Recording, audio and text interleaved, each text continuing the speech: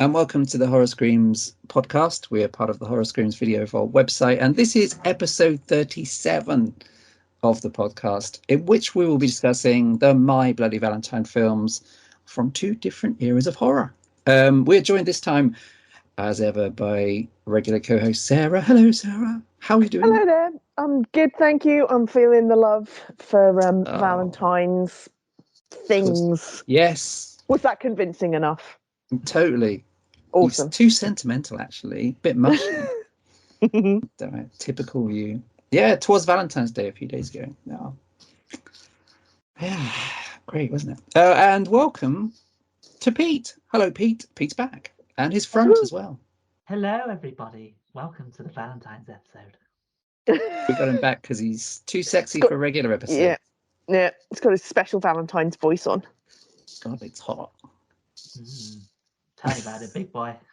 Oh, just need to get my damp copy of the Radio Times to cool me down. Yeah, how are you doing anyway? I'm doing well. How are you, Stephen? Yeah, really good. Thank you, sir. You, Pete? Yeah. Yeah, I'm good, thanks. Yeah, I'm good. Sorry. That was beginning to creep me out. No, in that case, then I'll carry on. I am so horny right now. It's untrue. Actually, it is true. So that's Andrex is my friend. Andrex. Yes, the rolls have the toilet roll's got thinner, hasn't it? And you get less on your roll these days. I do check the number of sheets. It's always the way. You do have a lot of sheets, though. Yes. There's a whole lot of sheets. Yeah, I don't think it's as absorbent as it used to be. No, never will be. The sheets around here are quite absorbent. How are they getting on? Well, I don't know. I haven't spoken to them. Yeah, it's best not to get them too involved. Start giving them names, it all feels a bit wrong, doesn't it? Well, I'll be fine because I don't eat them. I just wear their clothes. Oh, that's so cute. You wear their clothes? That's stealing. Murderer. No. Thief. No, I merely appropriate their clothing for an extended period. Which is totally different to wearing them. Yes. Which is wearing their clothes. Yes. Which is what I say when I go grave robbing as well. Not grave robbing. I'm just appropriating people's property that they may want to pass on to other people in the future. Well, there you go. Is grave robbing the same as body snatching? Well, I wouldn't know, Stephen. I've never done it myself. So you don't have to be snatching the body. No. You could just be robbing their corpse, right? So that's the distinction. Exactly. They're still there. Whereas body snatching is all about the whole thing, right? Because while I'm here, might as well take the whole thing. Fairly fresh, etc. Which is sometimes tempting, isn't it? And I kind of get those films where the person that works at the morgue in horror films gets a little horny and lonely and stuff. Okay. It does make sense. Yes, this bit may end up getting cut out. Yeah. Surprise for help. Due to legal reasons. Thought this was about Valentine's Day. Valentine's. Well, if we're going to talk about that sort of love thing, we should talk about necromantic. Necromantic. Yeah, necromantic. They're actually quite hilarious, though. Yeah.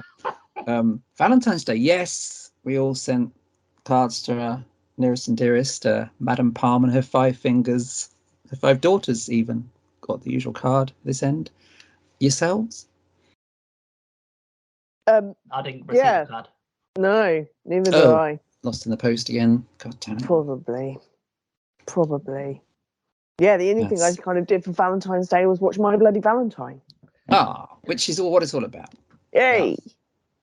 Nice. Very nice. How have you been getting on, Pete, since you were last on the podcast episodes? I can't remember the last episode I was on. I don't know the last time you came. It's been a while.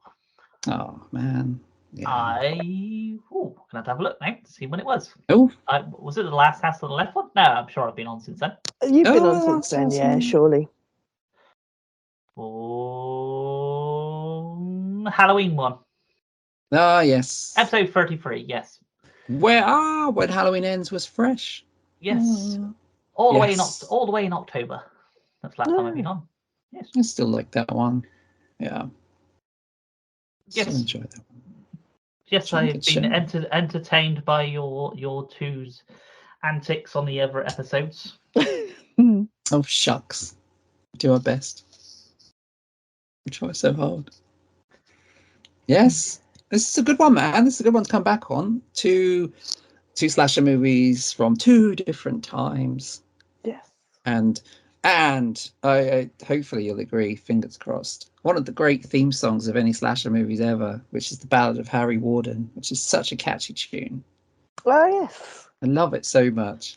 It's a proper ballad. It's a proper song. Yeah. Stephen's kind of music. He loves ballads. It actually is. I do love ballad. I love a power ballad. Yeah, I wish they'd have done a power ballad. I wish Jennifer Rush had done some kind of power ballad for Jason Voorhees. The power of the machete or something. Yes, it's just what Paramount was screaming out for. And Celine Dion, my machete will go on or something. I was actually really wanting to see the re-release of Titanic. That's a separate issue. No, I think it's a great. I mean, there's some good. There could be a whole episode devoted to pop songs and stuff from slasher movies. There's a really good one, I think. Is it? What's that one? The House. I think it's the House on Sorority Row. They've got a band playing in the film, like a few of these slasher films often did. That have an on-site band, and things like Terror on Tour are kind of built around that whole. What's the band in Blood Tracks called, Pete? Blood Tracks. Yeah, the band. They're called Hot. They called what? Hot something. Hot stuff. They're called Hot Stuff. Hot something.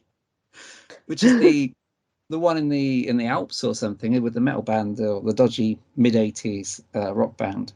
I'm sure they're called Hot something. Solid Gold. Solid Gold. That sounds exactly what I said. Hot Solid Gold. Yes. Yeah, very good. Easy Action. There's a couple of bands. If you've got time. Oh, there's a couple of bands in it. Okay. The main but one, the whole thing is built around the band that goes to the Alps and gets slaughtered. Nice. Well, there's some great ones, but I think it's a good film.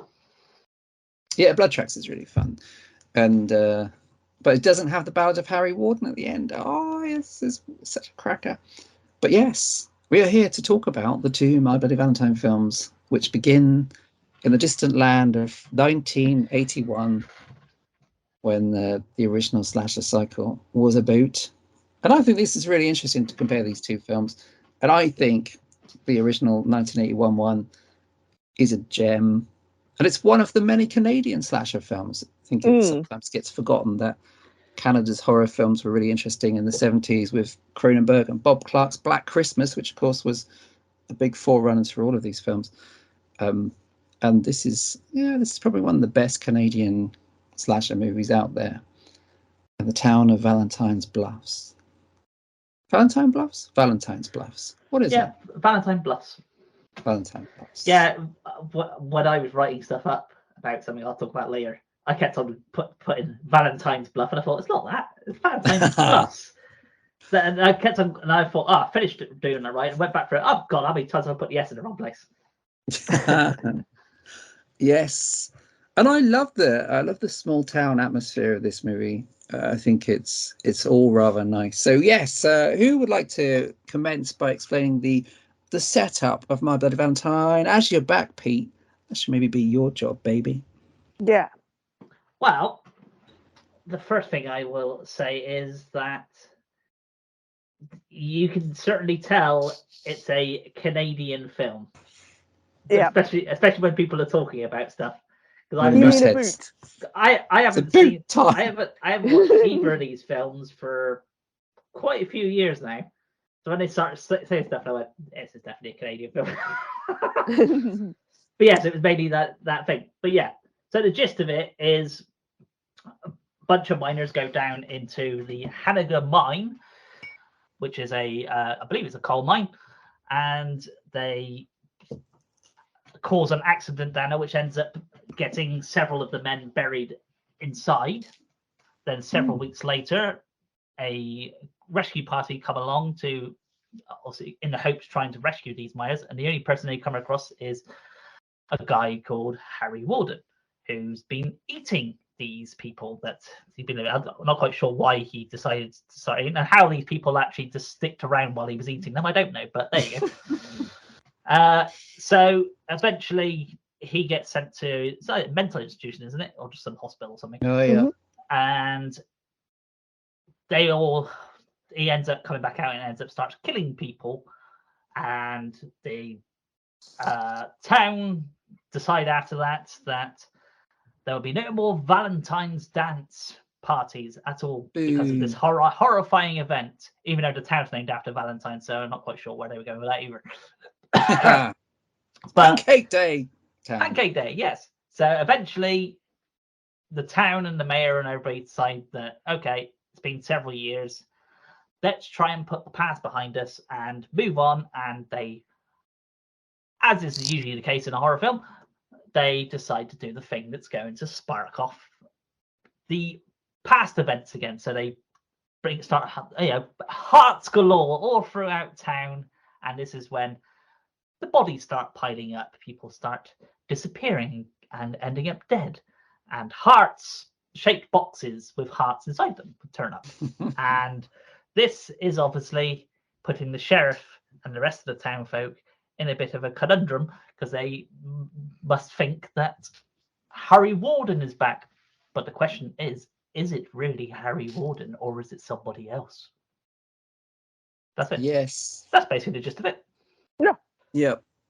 Yeah. That's basically the gist of the remake as well. Yeah, entirely. Yeah, they're both they're pretty close to each other, I suppose, aren't they? Same setup, past tragedy, which all of these or most of these slasher films have. Yes. In this case, it's rather a good one, I think. It's similar to so many of them were interchangeable. Like the Prowler has a similar setup.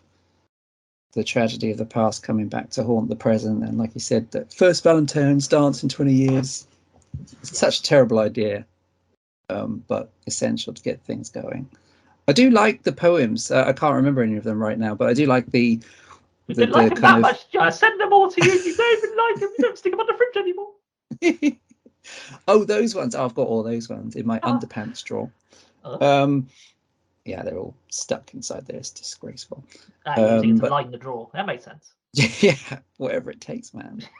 Very nice. Very nice. But yeah, no, I love those. I love the kind of the anti-Hallmark Valentine's gifts. Is it this one that has the which is the one that has the terrible chocolates, or is that a totally different movie? They do have chocolates, don't they? They're they do have chocolates. They have chocolates in, but what do you mean by terrible chocolates? Do you mean like, oh my god, this is really cheap, nasty chocolate that shouldn't have been used for cooking, or do you mean like this is like Kinnerton chocolate? Yeah, what? What are we talking about? Oh wait, no, I think that's Valentine. I think that's where she gets a box of shitty chocolates. Not actual shit, but yeah, it's a bad chocolates. Yes. Some wormy chocolates. That's not these movies at all. No. Yeah, no, that's really good. And Small Town's great. Yeah, the Small Town's full of all the usual people. The guy that plays the prank, the bartender that is basically Crazy Ralph. You know, this town's got a death curse guy. Yeah. Who's really helpful to fill in the backstory of this, as you said. Just in case you missed the opening of the scene, I'm just going to reiterate everything halfway through the scene. Yeah, and the backstory is, well, it's like a health and safety nightmare, isn't it? It's totally overlooked safety measures that were meant to be in place that cause its tragedy. Yeah, no, it's a fantastic setup, and it's very, as you said, very Canadian. And they do say a boot a lot in this and in real life. It is pretty much the South Park movie joke, unintentionally. Sarah, when was the first time you watched this? You've watched it for the show, but had you seen it before? I hadn't seen the original, so this was my first time watching it. Wow! And I bloody loved it. I thought it was great. I was like, that's one of those ones that I feel like I should have seen a long time ago. But now that I have, I'm like, wow, it's really, really good. Yes. I just think it's really clever how you can kind of like combine mining and Valentine's Day, you know, kind of in one thing for one movie. And I think the original does it really, really well.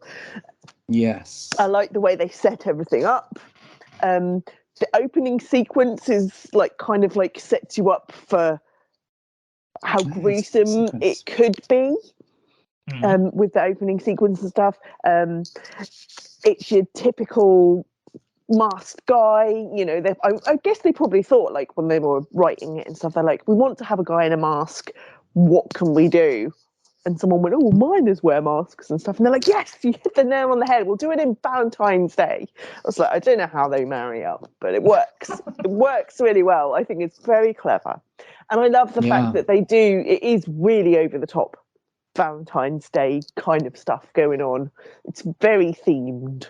Yes, this small mining town in Nova Scotia that decides, you know, we haven't got a lot of money.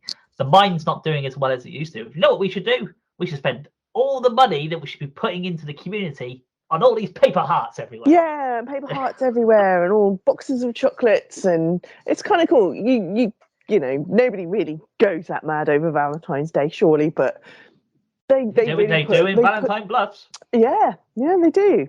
And yeah, the characters are just so 80s and cool. Yeah, they're a likable bunch. Unlike perhaps, let's say, the later film, they're a really likable bunch, I think. Yeah, very much so. A believable bunch. And yeah, the kills are great. Oh, well, talk about kills. The kills are really good at this, but which is your favourite? I have to admit, the shower one is probably one of my favourite ones. The build up to the shower one as well is pretty cool. I have some good ones in the remake as well. What about you? Not so much. Well, you don't really see it on screen, but the reveal of I can't remember her name. Maggie, I think her name is, the lady that works in the laundrette. You find her body later on. I do wish the camera would have lingered on it so you can see a bit more, but you get that more in the remake, as we speak about later. But yeah. And the sheriff's reaction to finding her in the washing machine is just. It's almost kind of comical. It's so overacting. It's ridiculous, but it's the fact that you're walking past because it's a laundrette, washing machines are on.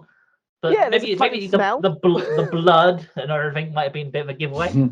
Hey ho.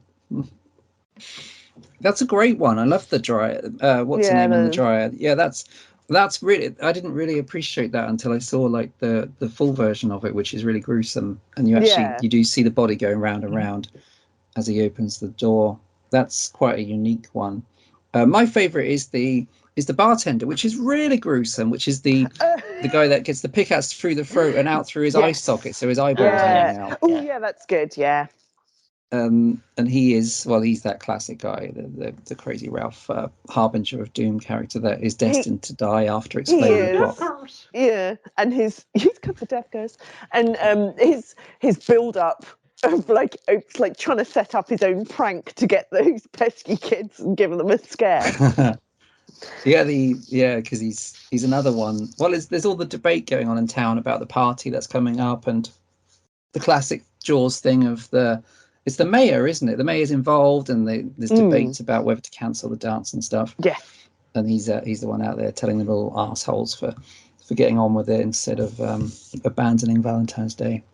Yeah, that's a really gruesome. I mean, the effects are by Thomas Berman, and there's a good interview with him out there, kind of lamenting how pretty much all of them were either removed or drastically reduced in the version that came out.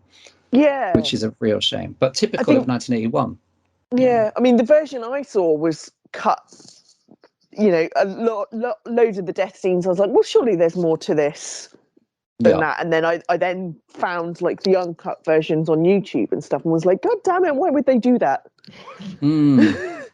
Yeah, it's interesting because this was 81, and there was such a backlash against a bunch of 1980 films that the censors were really tough in America on this stuff. Dressed to Kill came out and was really controversial. Friday the 13th was famously controversial from Siskel and Ebert, especially those wankers that actually gave out Betsy Palmer's address in their show or in their newspaper to get people to write complaint letters to her. So yeah, loads of slasher films in this time were very tame after that. But I think it's good enough to hold up without that stuff in some ways, because it's really suspenseful. Yeah. It's very atmospheric, especially in the mine section at the end. The last half an hour, and it's really well acted. That's what I was going to say. It's a definitely on the lower budget spectrum for a horror film. But the mine itself adds a value to the screen. Yeah. You can tell it's a real mine as opposed to this is shot on a studio lot, and that looks like the same tunnel they went down somewhere just a minute ago, but we just put a different sign there now to make it different.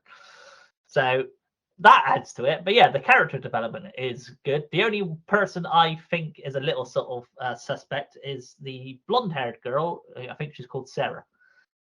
Ah, yes. Yes. It's always Sarah. There is always a Sarah. Which one is that? Is that the one with the dress? She's the girlfriend. Yeah, she's the one that they're fighting. Oh no, over. she's the TJ. She's the one that's with one of them at the beginning, and then he disappears for a bit, and then she gets with somebody else. He comes back, and then she wants to get with him, but she also wants the other guy as well. Then she ends up having a tiz-was between the both of them. Then she ends up hooking up with the jokery guy instead. Make your bloody mind up, woman. Yeah, because TJ's back in town. TJ's the one that's back in town, isn't he? Yeah, TJ's and back her in ex. Town. Yes. And he's the one to get with, right? Not Axel. So I mean, we find out certain things about Axel later on, but Axel's a bit boring. TJ's got a bit more edge, surely. You'd get with Edge. You'd get with TJ, right, Sarah? Yeah, over As somebody called Sarah, sure. would you go with TJ or Axel? Because of course it's all based on the name, as opposed to only you would know. As a Sarah myself, you definitely go for TJ. But then, if he goes and leaves you, what do? You don't wait for him, do you? He had shit going on, man. You got to let that go. You move on with your life. You move on with your life. You settle for something not as good, because you don't expect him to come back, and then he comes back, and you're like, oh, what am I going to do? God damn it. Yeah. Well, in your case, you never know. A Howard might pop up. And then, you got that Howard to go with. He's a nice little comical guy. Yeah. Howard's probably the safest catch. Or the mayor. The mayor's quite cute for a man of his age and disposition. I like the kind of like bigger guy with the mustache. Well, he's got a weird name. Howick or Howell or something like that. What's his name? Hollis. Hollis. I like him. I thought he was lovely. He's underrated. As Hollis, yeah. And he gets his bloody nail in the head. Yeah, the nail. He's the nail gun guy. Yeah, I like the nail gun. That's a problem. There's some really good things in there, and the nail gun scene is not necessarily that bloody, but it's also got that kind of nasty edge to it where you kind of feel it. Just like you said, the bit with the girl on the shower head is not necessarily that graphic, although it is more graphic in the longer version, but it's more the build-up of how powerful the killer is and her screaming and the terror of it, I think, is really good.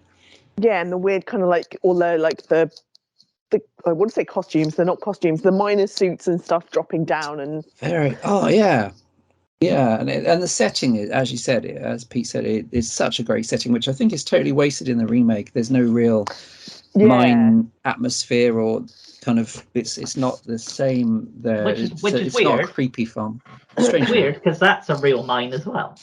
Yeah, and a bigger budget movie. For sure. Exactly. So it's like it seems really weird the contrast between the two. I guess it's because the first in the original one, it's still a working mine, whereas in the remake, it's a mine that no longer works. Kind of, so it's just been all cleaned out or whatever for tourist attractions. So you can sort of tell that there's no like sort of dusty atmosphere, which is like you get in the original one. Oh, with the original, you get a kind of like combination of kills in the original compared to the remake as well. Some are funny, kind of humorous, like the dude with his head in the face in the saucepan full of hot dogs. That's kind of funny. Hot dogs. The hot dogs kind of cool because you get like the image from the camera of like looking up at him as like he's being like his face is being boiled alive in this pan. He's being drowned in this kind of hot dog sausage casually like. Yeah, just kind of like slides across the screen, and then you have the more gruesome, brutal ones like the shower and stuff. Whereas in the remake, everything's just it is brutal. Yeah, there's no kind of comedy element to the kills in the remake. I like all the there's all those nice bits, and and the corpse and the other things that turned up in slasher films quite a lot of the time. The body in the fridge. There were often things like that. Yeah. You know, Oh yes. people don't notice the body or the head in the fridge Yes. for a while. You know, That's because they never look. Um, They always go to the fridge without looking and put their hands in, even though they've never been to this house before, never been to this fridge before, managed to go straight in there without looking and grab the drink or whatever it is they want. Excellent. Yeah. Yeah, no, it's well. It does have all the. It does have. I just tick the boxes for all the kind of slasher movie cliches, like the subjective killer's point of view shots, the heavy breathing, which this time makes sense because he's wearing the miner's helmet. The special occasion, which was a thing. There's so many special occasion slasher movies, which was a trope. And there's a couple of, it doesn't overdo the jump scares, but there's a couple of, oh, sorry, I scared you, kind of false scares, which are a total requisite. But it's really suspenseful, and I love it when they take the rail cars down and it gets stuck in the mine for the last half an hour or so. It's extremely effective. Well, the reason they get stuck in the mine, as we haven't mentioned, is that they decide to have the Valentine's pie, as you mentioned earlier, that the mayor and all that decide, okay, it's not going to happen because of scenarios which are not telling anybody about. It's because of Maggie being dead and everything. That's when the younger kids decide, let's go down the mine because that would be a safe place to have a party. Absolutely, yeah. Let's go to Camp Blood. Yes. And they're a likable bunch. Yeah.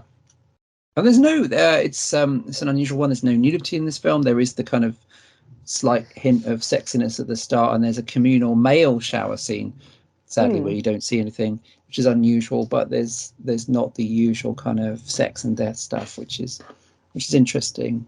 It's grand. Really like it. It's it holds up very well, I think.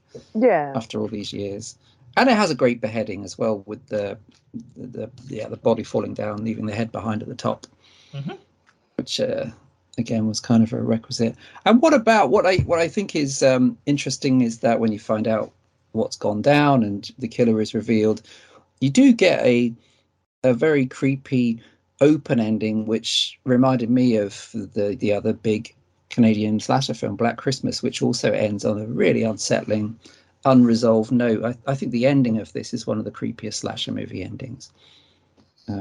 What's your thoughts on the old twist and end?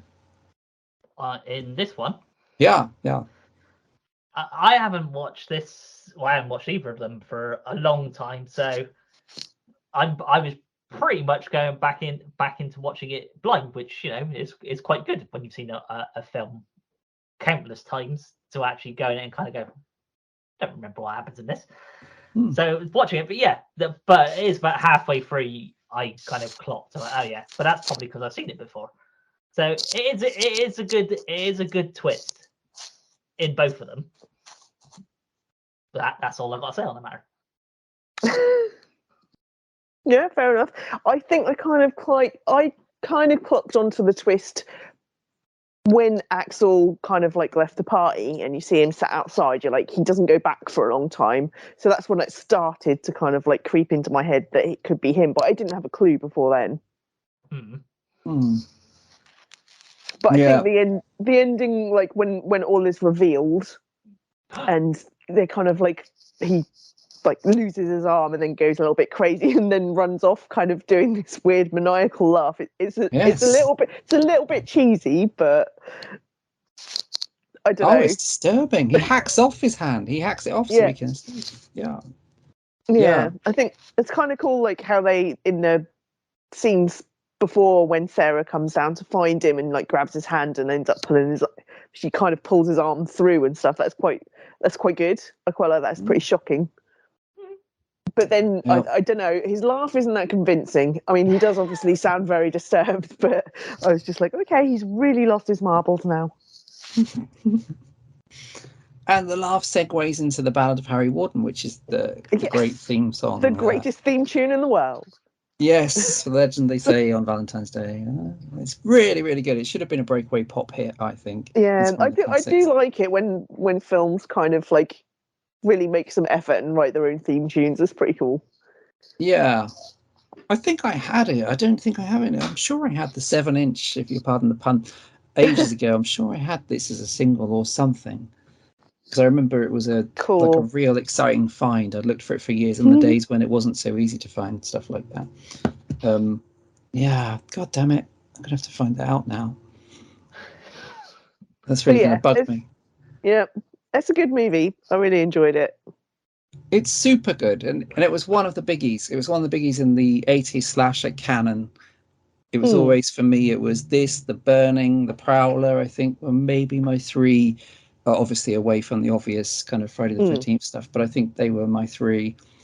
And in all cases, I suppose, especially in the UK, we were always aware of the fact that we were getting like the half measures. We were getting like the, the pussy version that had already had its claw stripped away. You'd read about it in Fangoria and seen fuck off stills of, the head on the shower or whatever, or the pitchfork in the shower in Prowler, and the oversized sausage fingers being cut off in The Burning. And then oh my god, look at my hand! Yes, you've either been stung by a bee. You need to get that sorted quickly. Yes. Tom Savini's Day Off, maybe, with those gigantic fingers. Yeah, potentially. But he had conjunctivitis. And they look fine. I'm going to send my brother Jeff Savini in to do the snippy finger bit. What the? I've got these sausages. What the fuck? I watched Everything Everywhere All at Once recently, which is fabulous, by the way, which has a scene with sausage fingers, actual fingers that are sausages, which reminded me of the Ralph scene on The Burning. Even though they don't get severed, I just thought sausage fingers, this rings a bell. Oh, I know. Jeff Savini's effects when Tom's on. Sorry, I've got the shits. Yeah. So yeah, for me, this is just huge nostalgia because I remember buying this video when I finally got money of my own I could spend, and this was one of the first things I think I bought at like a film fair when I was surrounded by videos in the 90s and thought, The Prowler and My Bloody Valentine. Oh my god, I could own it. I could take it home. Yes. And so yeah, nostalgia fest. And the cool thing was they, as you said, they're on YouTube as well. They brought out the kind of full strength uncut version many years later.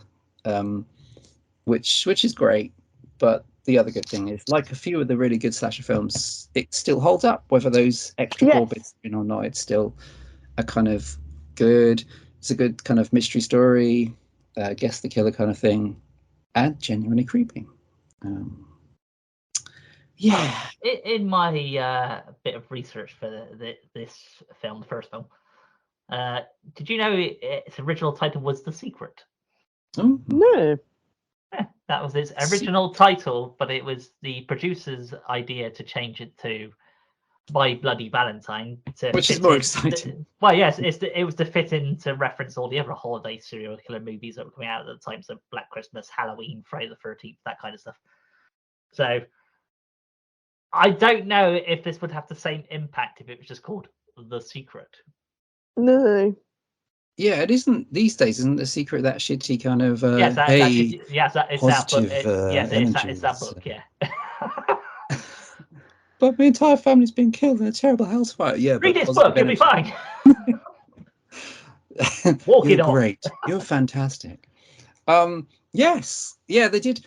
Wasn't it? Is it the Friday the 13th movies that used to always film under a fake title, and some of those were kind of the blandest. I think one was called Repetition. I'm sure. Yes, the Fantastic Part 5. Really, but they still do that with certain films. Usually, it's the Bond movies, or sometimes it's a Marvel movie. They do it with. But they still do that with movies nowadays, but it's not as often as it used to be. It was, of course, now everybody's got access to the internet and cameras are everywhere, so it's a bit harder to try and hide things. So when you get something that comes out underneath the radar with massive stars and people in it, you're kind of like, how the hell does nobody know about this? It just came out of nowhere. So it's a nice surprise. But yeah, originally this was called The Secret. And you mentioned the cuts in it earlier. Apparently there's about 9 minutes worth of cut out of it by, at the time, the MPAA, which is the Motion Picture Association of America. So the American version of the BBFC. So, if you've watched the sort of cut version of what you think, you may not watched it and thought, seems to be stuff cut out of this. that would be why. But like Sarah said, and I think is it Shout or somebody has got the Blu-ray out there in America. Oh, Scream Factory. Yeah, that's how I watched yes. it. Yeah. Yeah, they've got all the uncut bits on that. But as Sarah said, if you haven't got a region-free player and you still want to see those bits, then hop on YouTube. Yeah, you can find them all on YouTube. And check them out there. Yeah. Oh, and that disc also has, this is the real selling point, it has a live performance of the Ballad of Harry Warden. Is it by the original? Is it by the original singer? I don't think so. It was a group of men. No, that's definitely like it's one man. Yeah, it was at some, I forgot, it was like the 30, I don't know what year this makes it, but it was the 35-year anniversary convention for this movie or something, and there was there was a couple of men singing along. That's what I say. The other thing to this is it's a bit like Troll, as in not as in the cheesy aspect of it, but it's one of them films that has grown a massive cult status behind it, and that people do conventions around it.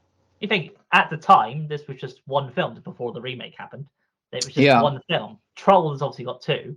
So how far can you go on a convention circuit for however many years they've been doing it, based around one film? There's only so much you can talk about. Yeah, it's amazing, isn't it? Because other than this, I guess the biggest name in this is Helen Uddy, who would go on to star in she was in Star Trek and loads of other stuff. But she's the name person in this film, obviously not at the time, but now she is. So I guess she would be the big pull for those conventions. Did she invent those things that people? Yes, Uddies. Yes. Like those. She's the inventor of that. She must be fucking minted. Wow. Yes. Wow. That's incredible. Yeah. Oh, that's really cool. But yeah, she was in.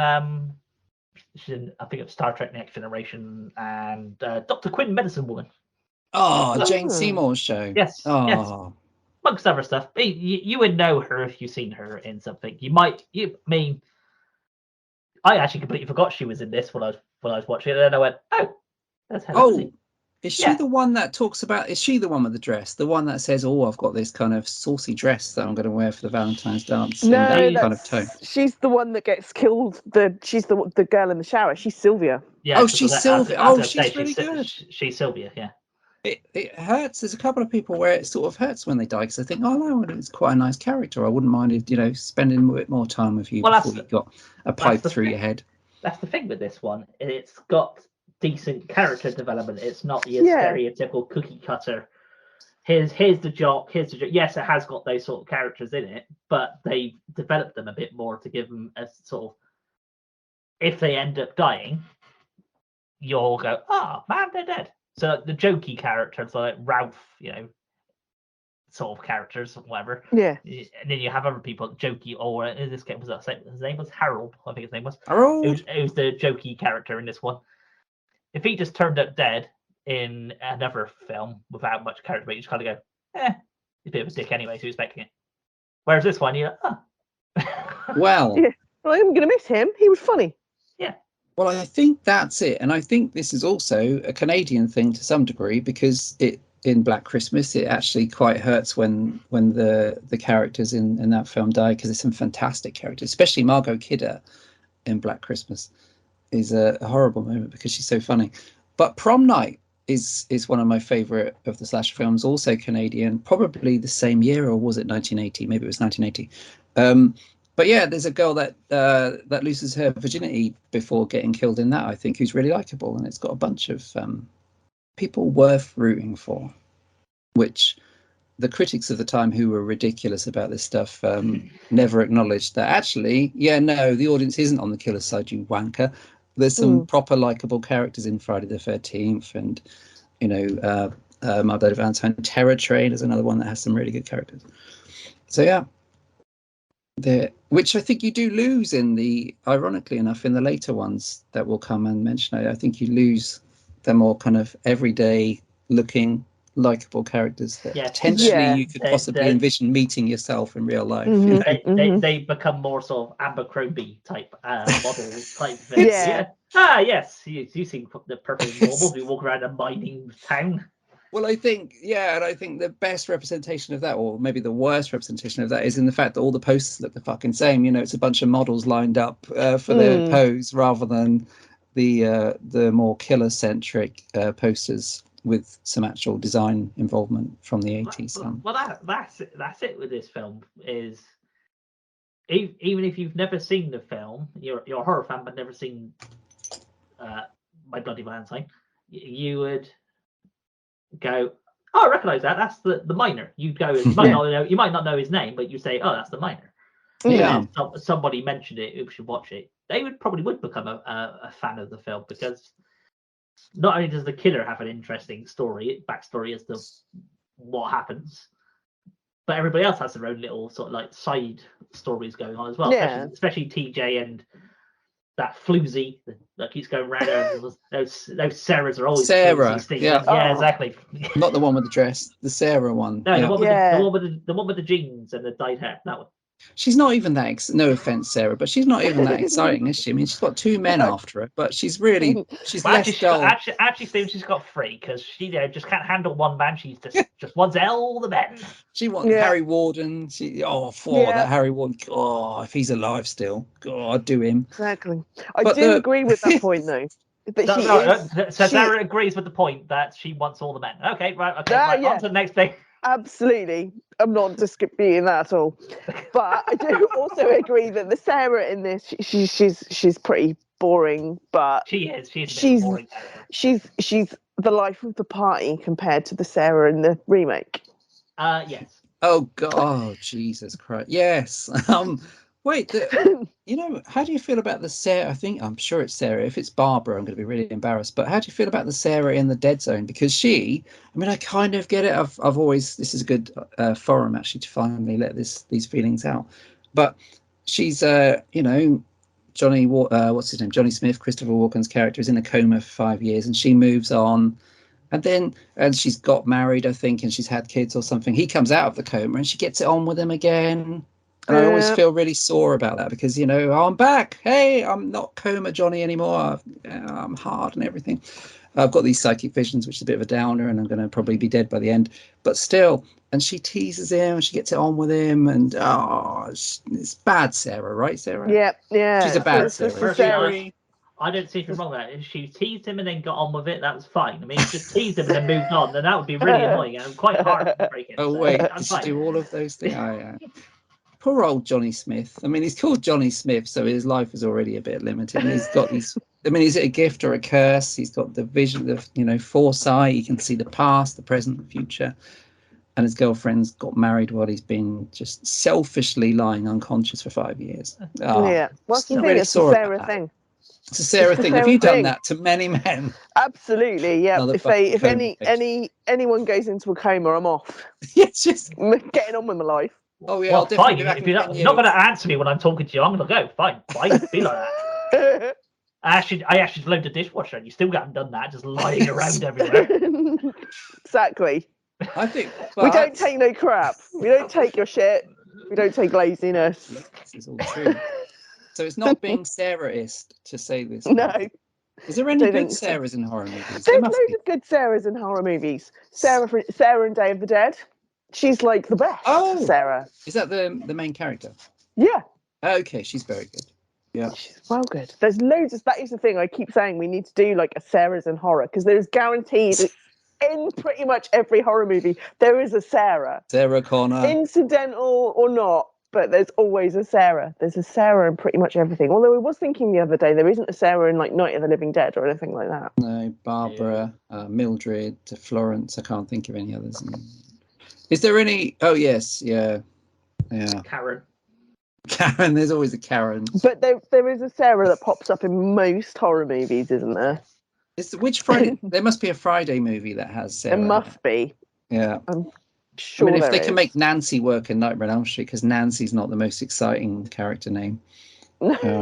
As proven by Stranger Things, the most boring character in the world. Jesus. Kill her off already. Off with her head. Yeah. Ooh, She's that's harsh. horrible. I hate her so much. Anyway, Ooh. maybe. Yes, there was a Sarah spelled Sara, and she was in the final chapter. She was the 34th victim of Jason Voorhees. How did she die? Which one? She has an axe thrown into her head, I think. Oh, if it's her, that's the virgin that she's just done it for the first time, and then she gets killed after boyfriend's been killed in the shower. Yeah, she's very sympathetic actually, or maybe more. No, it might be her chest actually, but either way, she ends up dead. Yeah, that's her. Yeah, finally got her end away, axed after the fact.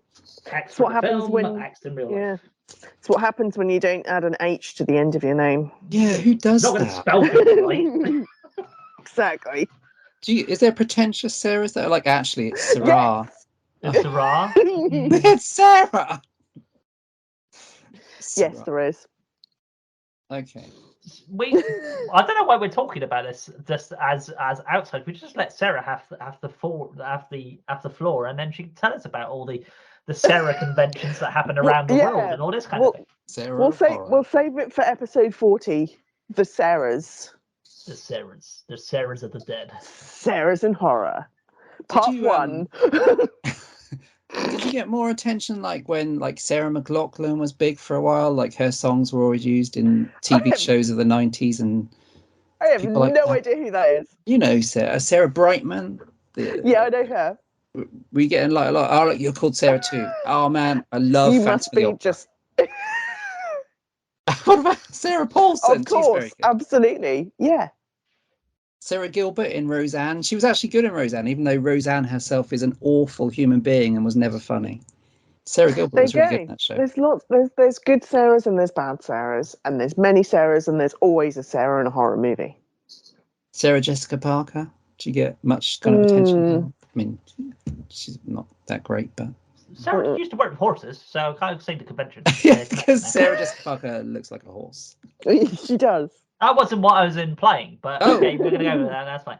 I meant that she likes horses, is what I was going. But Stephen has to take the low ground. Sarah Jessica Parker's parents, were horses. Just jumping around with all the fillies, just a cat. Such a long face. It's terrible. Yes. Anyway, I feel like we've got off subject slightly. What? Yeah, this episode's about Sarah's. We're perfectly on. No, we're waiting for episode 40. Yeah, I'm sure there's more. I'm quite intrigued by this actually. Thousands. Like I say, this will go on for a while. If anybody buys We Belong Dead, which is a very good magazine that you should pick up. Oh, it's so good. Stephen writes for them quite often. Hopefully, maybe somewhere online there will be an article in there about all the Sarahs. We just don't know. Well, it sounds like a good idea. Yeah, We Belong Dead. Do buy it. I just did a piece about The Shining and pop culture, so that Stephen's on the cover, not himself. He's on GQ magazine. As I'm not allowed to. But the We Belong Dead, it's got The Shining, so Stephen's actually the sort of the cover.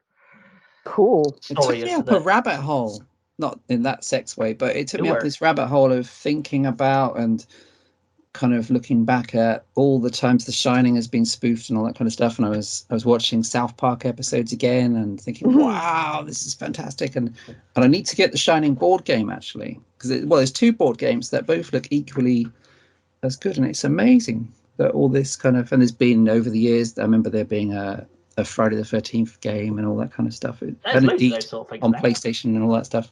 Yeah, amazing, isn't it? Like how different things are now, that all this stuff that at the time we felt a bit somewhat like the outsiders for liking this stuff is now everywhere. The merchandise, the board games, man, it's pretty good. And even Sarahs are out there everywhere. You can't get away from Sarahs. They're everywhere. Can't get away from them. God damn it. You're never more than, what is it, 6 meters away from a Sarah. Absolutely. Yeah. We can look into this, Sarah. Yes. So, but yes, going back on track with things. So obviously this was released by Paramount in the US and elsewhere, which most people would kind of horror-wise, you'd be synonymous with the Friday the 13th films. Now, this would be probably a box office disappointment for them at the time. Yeah. Well, that's it, isn't it? Because there were so many. It was the, what's it called? What's the word for it? An influx of slasher movies. The big studios were like, oh, these cost nothing and we can pick these up. They're often made independently or in Canada or whatever. But it's interesting, a lot of them failed to actually come anywhere near the profits of the established brand of Friday the 13th and stuff. Well, that's what I find interesting about this one is a bit like the Troll films, is that, you know, they wasn't made on a lot of money, and they've garnered such a massive cult status behind them. Whereas you can get movies that have got millions and millions invested into them, and people watch them and go, "That's a good film," and it just quietly goes away, and people forget about it. Yes, that's very true.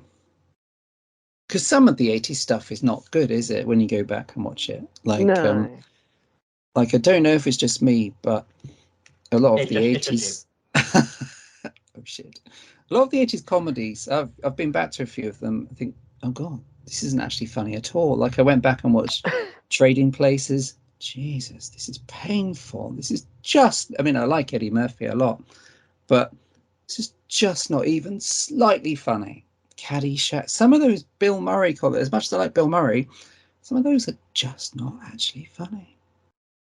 They're painful. But yeah. Anyway. So, despite the fact that this didn't do very well at the box office at the time, and you know, as we've discussed in the past, I believe some of the Friday the 13th films didn't do very well at the box office as they thought they might. They did better, you know, home video releases and whatever. But do you think that if Paramount had more faith in this film at the time, do you think there would have been a sequel? Because I mean, it's not really a spoiler, I would say, because this film has been out for well over 40 years now, so you should have seen it by now. so it ends with, you know, an open ending of potentially there being something more. So would you have liked to have seen a sequel to this? A big studio sequel? Yeah, it's a great killer costume, a great kind of scary looking thing on the loose. He's a quite unhinged character and quite interesting. More potential to literally for it to be like a every year thing. Yeah. Yep, he's back. For sure. It would have been a good idea. Yeah, they probably could have got quite a few out of that had it done a bit better. But then obviously it does kind of then leave it open for it just to kind of go downhill and kind of get slightly ruined, probably. So in a way, I'm glad they didn't. Yes. Yeah. It's Harry. Oh well, it's not really him, but Harry Warden in space. At last, Harry Warden 2000. Harry Warden jumps on the Nostromo to go to the mining planet Aliens 2. Yes. Or they could have done, or a porn version like Flesh Gordon, Horny Warden, or Carry On Warden. Yeah. It could have gone a bit wrong. Yeah. Although Prom Night's interesting, because Prom Night was a slasher film, but then spun off into quite different sequels, like Hello Mary Lou, which is really good actually, which is more of a Carrie supernaturally thing. You have that with the witchcraft movies as well. The witchcraft movies are horror based, but it's usually like later on in the further sequels they go more and more into sort of soft porn-esque types of stuff you would have seen on Channel 5 when it first started in the UK.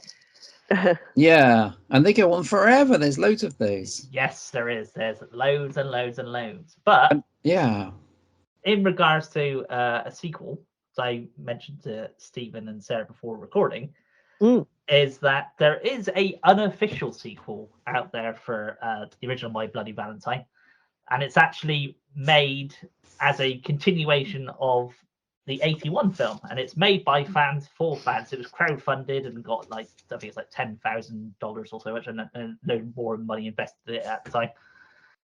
But it's a continuation of that story and where certain characters go, like TJ's character, what happened to him at the end of this one. So you have, it's not the same actors, there's just different people playing them, but it's an interesting concept to kind of take the original film and make a fan film. I've seen loads of fan films. Some of them are really good, and some of them are sort of like, yeah, that's not something I really want to watch again. This one I put it is at the top level of really want to watch it. It's a feature-length film, and it's free to watch on YouTube if you want to watch it. It's called Valentine BLUFFS.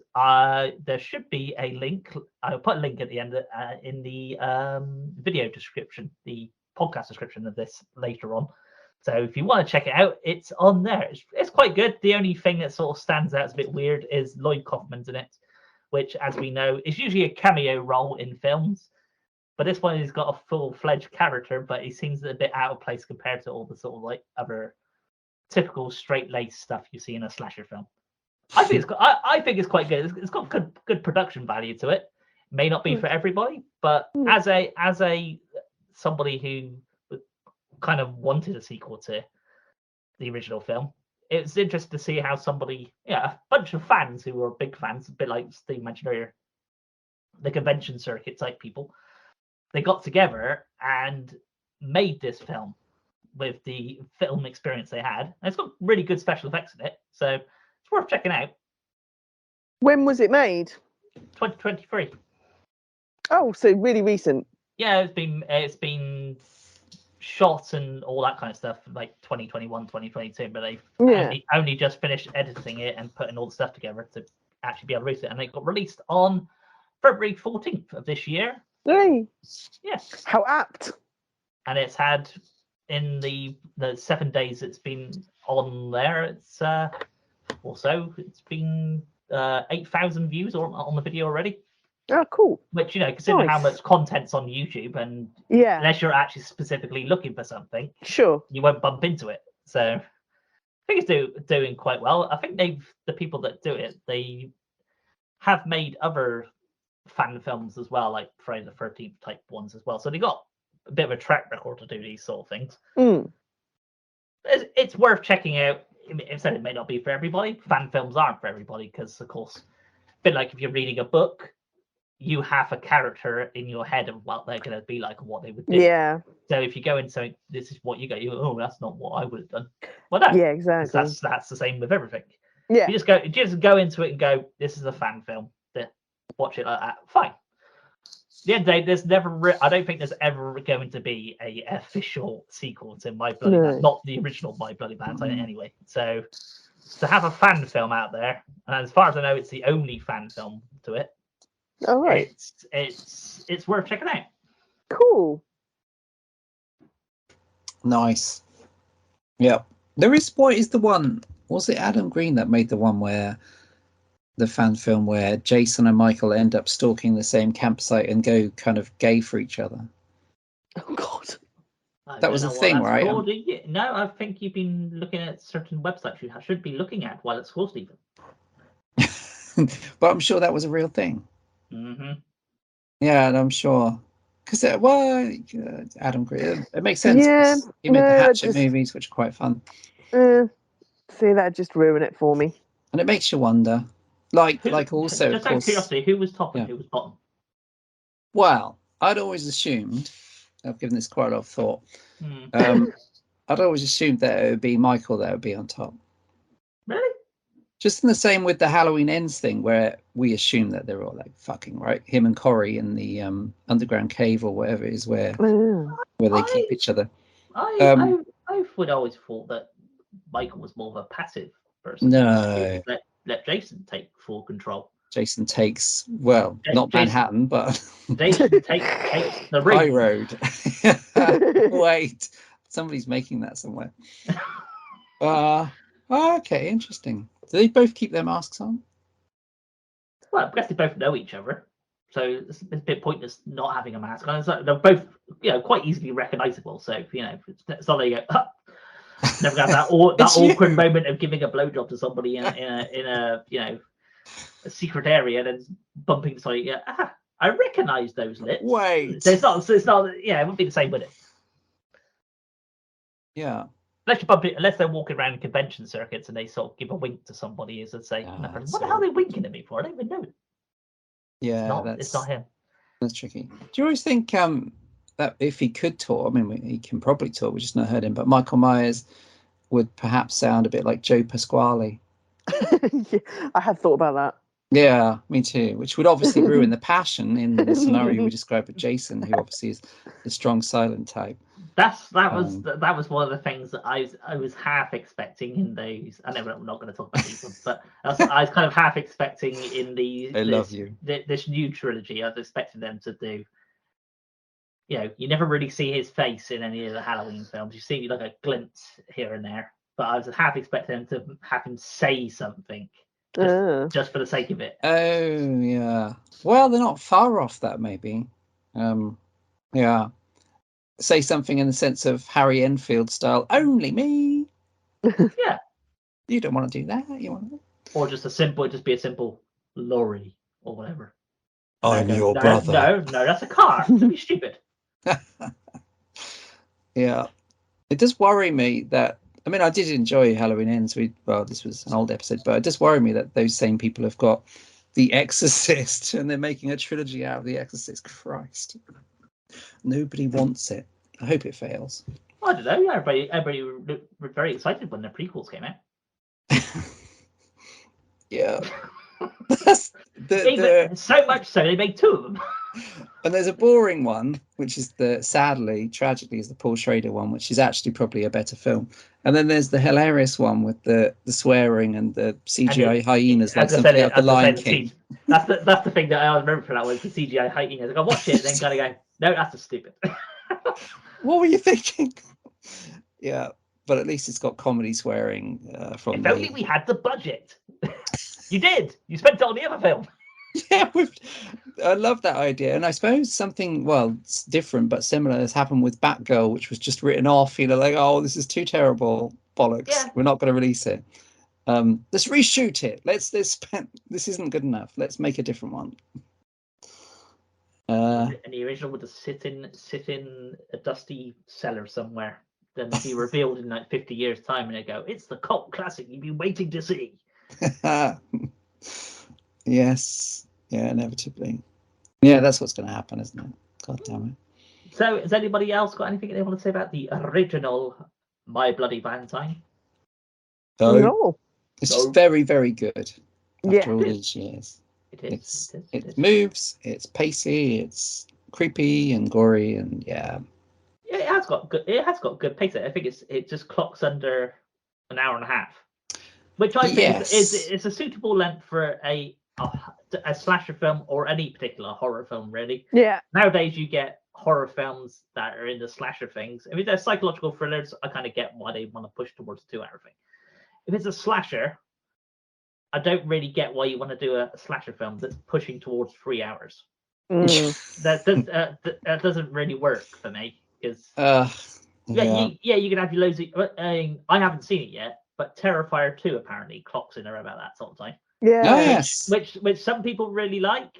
I like the film itself, but for me, a film of that caliber doesn't need to be that length of time. No. You can have the comical elements, you can have the kills and everything, but eventually you just kind of go, can you get on with it? Yeah. So everybody's each their own. So it's it's a curse. It's ridiculous. I go into a slasher film to have a bit of fun and kind of just an escapism type of thing. A psychological thriller, you can sort of go in depth. You don't need to. It's not really as much of the escapism. You're going in to study the mind of these type of serial killers or whatever. Whereas a slasher film, yes, they are serial killers, but you're basically there knowing what you're going to get. It's a popcorn movie. You know what you're going to get. Yeah. Yep. Everything's too long. Everything's too long now. Jesus. There's 1 hour. This is a complete spoiler. There's 1 hour of entertainment in the 3-hour Avatar 2. The Way of Water, which is a very good hour of swimming in 3D with a kind of CGI whale thing that's quite likable. And the rest is... I think you watched Titanic by mistake. The rest is the world's most boring actor, Sam Worthington, and Sigourney Weaver popping up. So, I'm a good actor, but sadly I've got fuck all to do. Let's go back to the swimming in 3D. Ooh, The Way of Water. Did you know, just before we go on to the remake Fuck of my Bloody Valentine, did you know that Matt Damon was offered a role in the first one? In the first what? The very first Avatar movie. Wow. Who was he going to play? I don't know what character he was going to play, but James Cameron seen him in something and really liked his acting, and he wanted Matt Damon to be in it. And Matt Damon said, yes, that's fine. I'll be in it. I want X amount of money, and I want 10% of 10%. of the profits that the movie makes. Wow. And James Cameron said, yeah, that's fine. But he was shooting another movie at the time, and he couldn't get out of his contract. That movie was Born Legacy, which didn't make as much money as he'd hoped. And if he went in to actually be in Avatar and walk away with the 10% of the profits of the movie at the time, he would be one of the richest people in the world. God damn it. And all because he couldn't get out of a contract at the time. And no one, I mean, I don't think anyone will remember any of those Bourne films in about 30 years, but no one remembers the Bourne Legacy. Exactly. That's my point. It's the thing of the studio knew that they needed him to be in the film because of that's the character is recognizable as being Matt Damon as the person. If you had somebody else playing it wouldn't do as well. It made money, but not what they was expecting. So for Matt Damon, it's that kind of a bit like Tom Selleck, I suppose. He could have been Indiana Jones. But it all comes down to contracting. If you're contracted to something and that studio doesn't want you to go somewhere, you're stuck. And there's that potential of you can make loads of money, or you might be lucky and you might just escape being in a disaster of a movie or a TV series, depending on what it is. Yeah. Tom Selleck is, Indiana Jones is an interesting thing, isn't it? Because, well, would the moustache work? Would he have to shave off the moustache for Indiana Jones? No. Spielberg's like, that moustache is not going to work for us, Tom. Well, you think Get knotted, I'm going. Lance Henriksen was originally the original Terminator. And I like the idea of that because Lance is lean and he looks quite intimidating, doesn't he? And he is a great bad guy in some things. Mm-hmm. I love Lance. Lance is one of my faves. Yeah, that would be interesting. It'd be a totally different movie, but in potentially a really good way. Lance, of course, is the hero of Piranha 2, one of James Cameron's best films, and his first, which is great fun. Piranha 2, Flying Killers, or The Spawning, depending which version you're watching, is great. I always wanted one of those little fish puppets. Which is obviously his obsession with water. The Way of Water starts with Piranha 2, Flying Killers, but it's an hour and a half. Well, if Corman's not going to give me as much money as I hope, somewhere on the line, I will make God damn it. With blue people. You mean Smurfs? No, not Smurfs. La, la, la, la, la, la.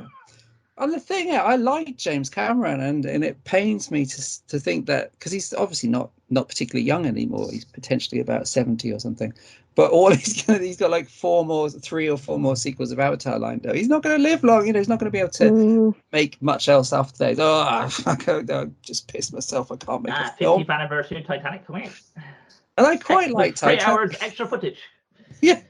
Now with more ship. Yeah. Here's the side of the ship you never saw. This is the guy that made Aliens, one of the greatest monster movies of all time. And the Terminator, and the Terminator 2, which when I first saw Terminator 2, it blew my mind. I couldn't, and it was even on video, so it wasn't even on the big screen because I wasn't old enough, unbelievably. I thought it was the most exciting, amazing thing I'd ever seen. It's a shame. It's a shame. He's Canadian too, James Cameron. He is. So moving away from your passion for James Cameron.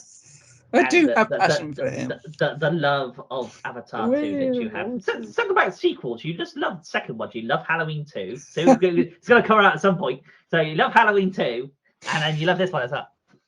So I guess you should express your love for further, not for a sequel, but for a remake. And in this case, the 2009 remake of My Bloody Valentine, or My Bloody Valentine 3D, depending on 3D. Well, yes, and that's key actually. I think And Avatar 2, of course, is also in 3D. Avatar 2 3D, which is actually 23D. 23D. 3D 4DX. 4DX IMAX. What? What was that again? That's £68 a ticket, please. What? How is that possible? Well, it's the glasses and the screen. Well, Avatar 2's made loads of money, has it? I wonder why. Because you're charging 4 times more. Here's your popcorn. That's £12. The most successful movie of all time, but it's not. Have you ever? It's like with the Pirates. It's like with the Pirates of the Caribbean films, or lots of other things, or the Transformers films. They've made a fortune. Have you ever met anyone that actually goes back to rewatch them or admits to liking them? No. Fuck off. The what? There were 5 Transformers movies. Well, I think I watched them, but wasn't there an upskirt shot in one of them? Yes, yeah, that was one of the classier moments. Anyway, sounds like a Michael Bay film. Some of the most terrible. Yeah, My Bloody Valentine. Well, and this, I have to say, although I wasn't quite as thrilled by it this time, and there's some great moments in the 2009 remake. This was, from memory, a great experience at the cinema because it was la la la, you know, the Saw movies, the Smurfs, everyone's blue, the Way of Water, and there was loads of horror out because it's very different to when the original My Bloody Valentine came out. The MPAA's like, bollocks, let it all through. Come on. In fact, more. The Saw movies and Hostel movies had made lots of money and everything was gorier. And things like Piranha were being remade in 3D with cocks being bitten off. It was all happening. Saw, what was then the last Saw movie was in 3D. And 3D... although there were loads of boring things like the terrible Clash of the Titans remake, which is one of the worst films I've ever seen in a cinema, which looked shit in 3D. It even looked shit in 3D because it was retrofitted in 3D. Because this film was so boring, let's try and make it 3D. Oh, that doesn't work. It's just darker because we've got glasses on. And so, yeah, there were rubbish ones, but there were really good and fun ones. And this in 3D at the cinema was a great time because it was a proper full-on... 3D was used for the thing it was always designed for, which was a cheap gimmick that wears thin-ish, but on a cinema screen, if it's like a killing, in this case, every few minutes, yes, here is Tom Atkins's jaw coming at you. You know, here's a head that slides down a spade after it's been bisected coming towards the camera and all that stuff. Because I wasn't old enough to have seen things like Friday the 13th Part 3 in 3D with the popping eyeball, and Jaws 3D, which I actually quite like still. What about Amityville 3D? Yeah, with the gigantic fly. Which is meant, and that weird demon that pops up. And obviously I wasn't nearly old enough to have seen the really kind of original stuff like House of Wax. If you watch the original House of Facts, House of Facts, that's a different film. House of Facts, the fax machine. It's the Rise of the Machines. That's Terminator. Wait, Rise of the Fax Machine. Do you think this movie's going to date later on? No, Rise of the Fax Machine. Holy shit. It's slowly coming through. Oh, it's failed. Resend. What's that noise in the distance? It's coming to get us. Rise of the Fax Machine. It's ahead of its time. Yes. For about 10 years, and then somebody else going on.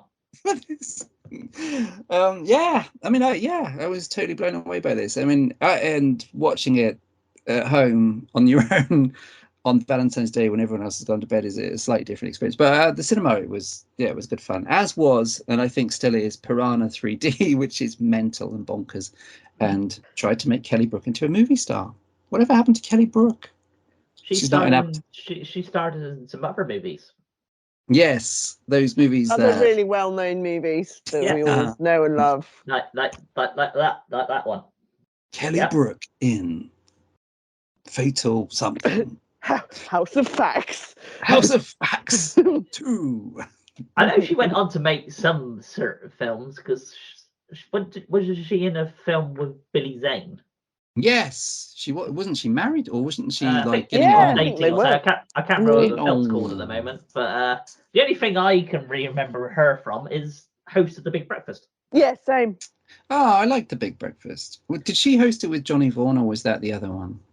Yes, she did it with Johnny Vaughan. Oh, I see. Chris Evans left, and then Johnny Vaughan. And Gabby Roslin left. Yeah. Yes. But yeah, that's the only thing I really know of her. Just gonna look it up to see what it's called. That film. Survival I like Island. Billy Zane. Survival Island is the name of that film. It's an erotic thriller. It's also known as Free. The only thing I can remember of that poster is her in a bikini holding a knife. Yeah, that's what. That's it. Yes. Another challenging role. Oh, good old. I hope she's okay. I don't wish any harm on good old Kelly Brook. Well, she's still doing television stuff, hosting stuff or whatever. So she's in a Jack the Ripper movie or something. I'm sure she's in a reincarnated Jack the Ripper kind of thing. Yeah, probably. Yeah. But anyway, Stephen. Moving away from Kelly LeBrock. Yeah, Kelly LeBrock, which is a combination of the two. Yeah, it is. Yeah, weird silent science. Yes, My Bloody Valentine. As we mentioned, the storylines are pretty much similar compared to this, but there is a slight difference in this one, which is the character of TJ's is slightly different in this one. TJ.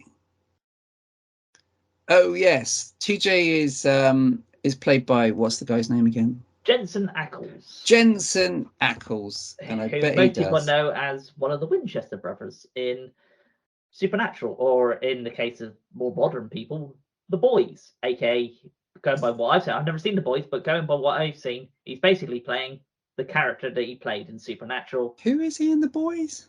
Oh, Soldier Boy. Soldier Boy, apparently. Have I seen him in that? Is he in? I've only seen the first 2 series. No, he was in the last series. That's when he appeared in the last series. Well, everything I've seen him in, he always seems.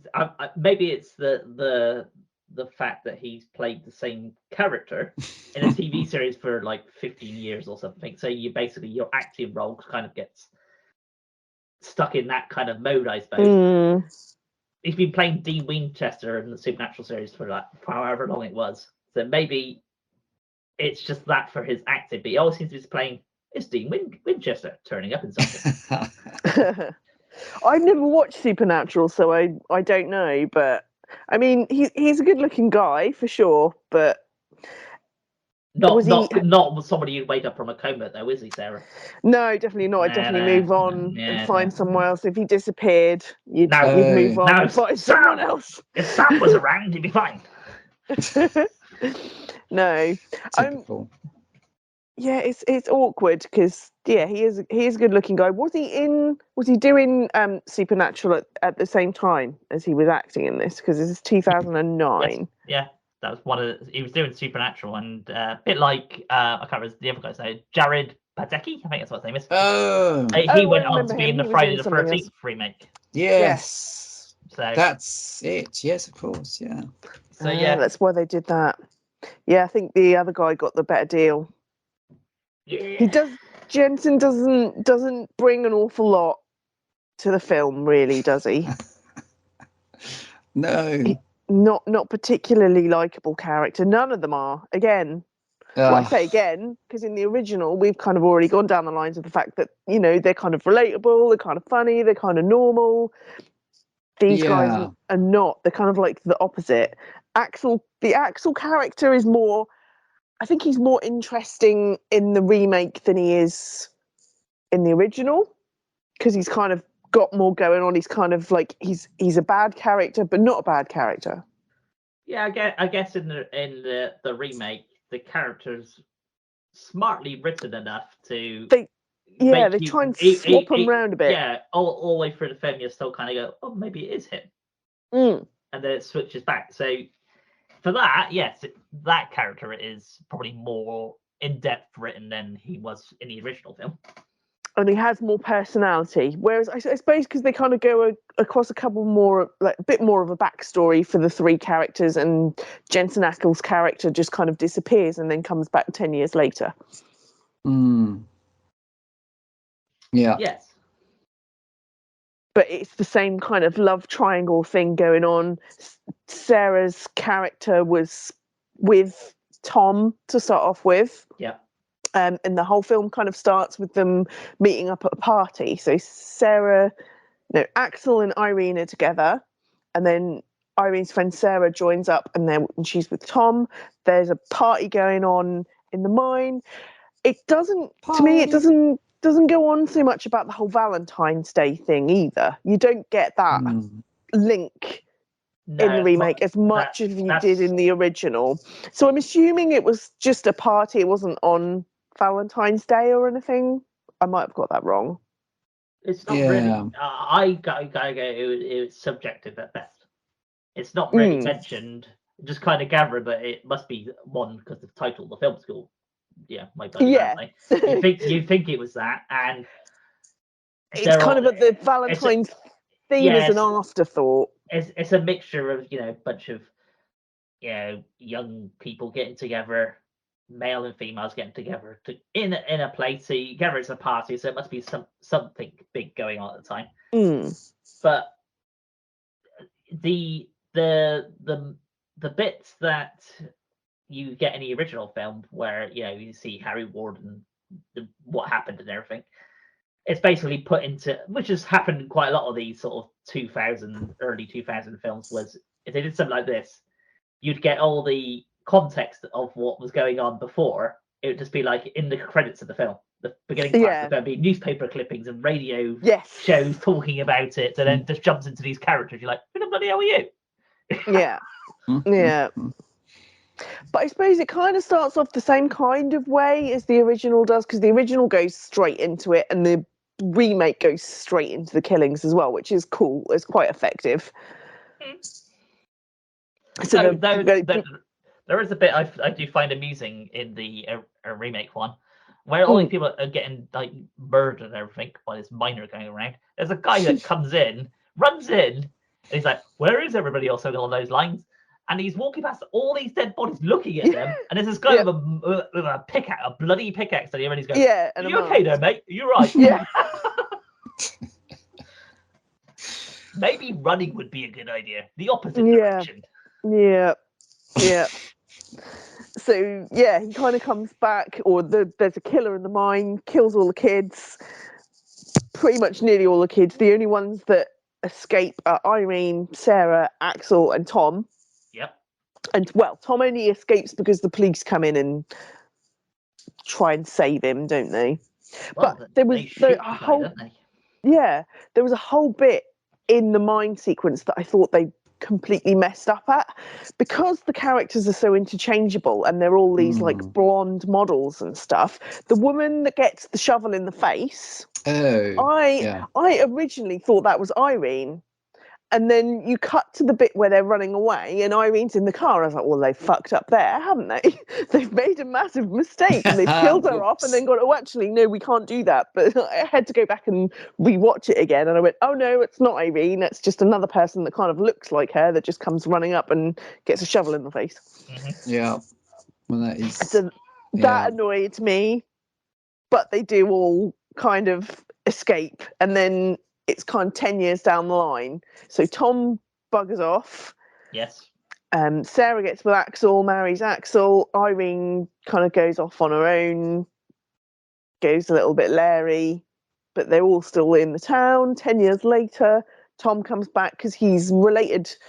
His dad owns the mine and his dad's passed away, so he needs to like sort out money and that kind of thing. He wants to sell the mine and that kind of stuff. Everyone's really angry at him because they don't want the mine to sell because it's people's livelihoods, but the killer keeps coming back whenever Tom turns up and it all kind of happens again.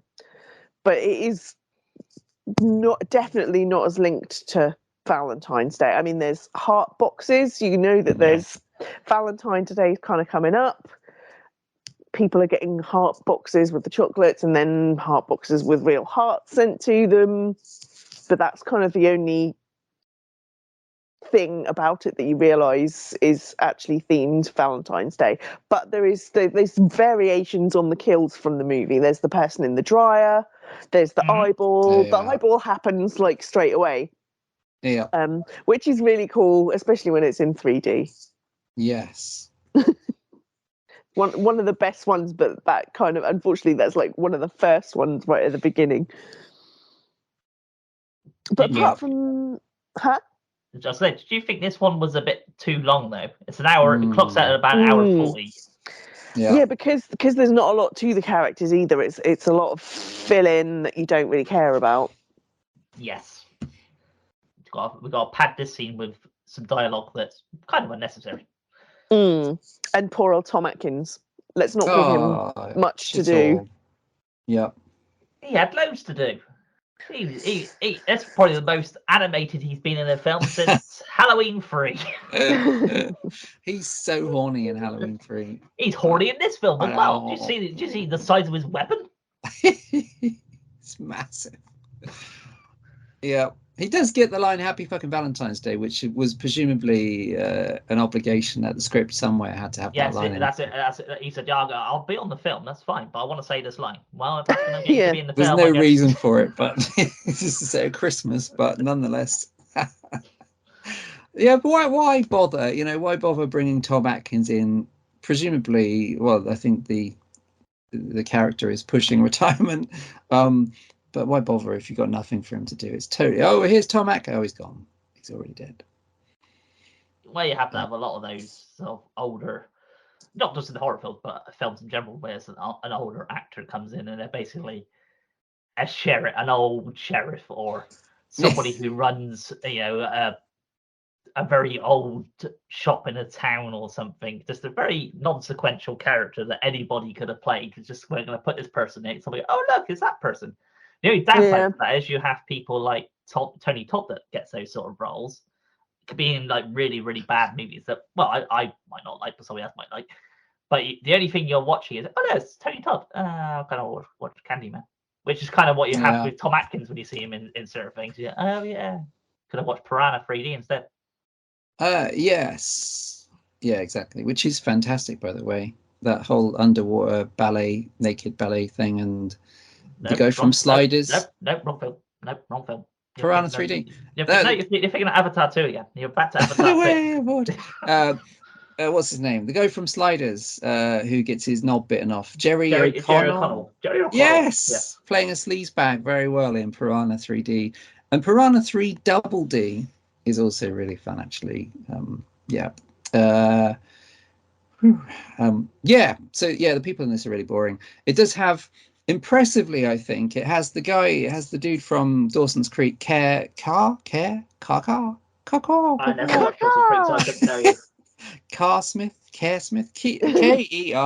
Smith, that guy, who somehow manages to not be very convincing as a teenager in the 10 years earlier bit, or as an adult as the sheriff. What the hell? He has a beard now. I've got a moustache. I'm the sheriff. I have a moustache. To me, he'll always be Gay Jack in Dawson's Creek, and the horrible, obnoxious bully in Final Destination. But I guess that's the only thing I know him from. I know him from that. I'm not a big fan of Dawson's. I love Dawson's Creek, and Dawson's Creek, of course, spawned another slasher film star. What's his name? Joshua Jackson, who's an urban legend. Which he's the guy that gets strung up on the car. Who was the very amusing what's his name? Pacey in Dawson's Creek. And Katie Holmes, the one that talks out the side of her mouth, too boring in Batman Begins. They had to get someone else to play a character in The Dark Knight. That's not a fact, but I'm assuming that was the case because she's so boring in Batman Begins. And obviously had a problem where she speaks only out of the side of her mouth. So the characters are really boring. I don't know who the fuck Jensen Ackles is, but he's very dull. No one cares about them. And there's lots of stuff. He's shagging a thingy from Dawson's Creek. He's shagging some hot teenager, and he's got her up the duff. His wife's really boring, probably why he's taking refuge with a hot teenager. And that only exists so that you can have a really nasty shot later on of said teenager with a heart ripped out and a fetus on the floor next to her. It kind of jogs along. There's nothing happening in between the kills, which I think is the problem of this when it's in 2D at home, watching your own, no trousers on for some peculiar reason, and you're stuck with these dull characters. But there's some good stuff in it. I think it's fairly busy. There's I think it drops, you said, Pete, quite rightly, it's overlong. It's kind of 80 minutes of entertainment padded out. and it drops in the middle at some point, maybe because of that plotty stuff with the cheating husband and stuff that no one cares about. But up until I think maybe the first half and definitely the last kind of 20 minutes or so are pretty busy. And it's proper nasty in a way that you couldn't have been in 1981 in a mainstream R-rated film. There's no way you'd have got away with all this stuff of, graphic gore, and especially the long sequence with the naked woman being chased around and threatened behind the bed frame. Not a chance, especially with the outcry after things like Dress to Kill of kind of accusations of misogyny in slasher films. So that's quite interesting that this came out at a particular time when graphic gore and you could have nudity in films and all that kind of stuff came back.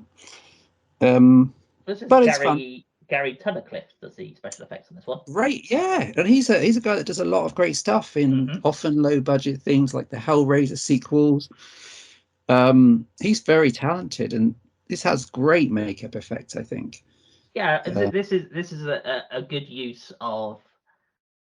Obviously, they'd have to do certain stuff for helping it for the 3D effect of it, but it has use of the CGI and the prosthetic type of effects.